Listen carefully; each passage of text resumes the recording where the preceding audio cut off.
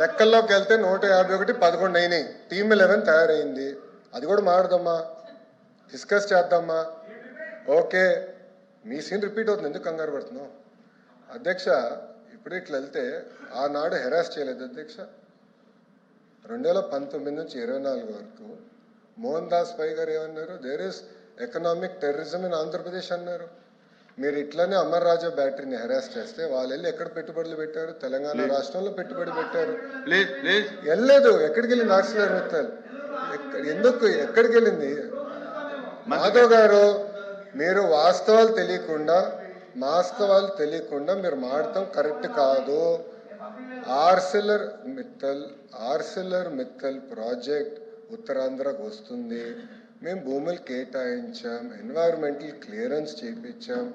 పక్క రాష్ట్రాలు 10 సంవత్సరాల ప్రాజెక్ట్ ముందరికి వెళ్ళకపోతే ఇక్కడ ఉన్న మా మంత్రి టీజీ భరత్ గారి నాయకత్వంలో 16-17 నెలల్లో వాళ్ళని తీసుకొచ్చాం.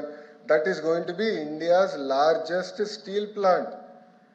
ఒక విశాఖపట్నంలో 2వ స్టీల్ సిటీ మేము కట్టబోతున్నాం.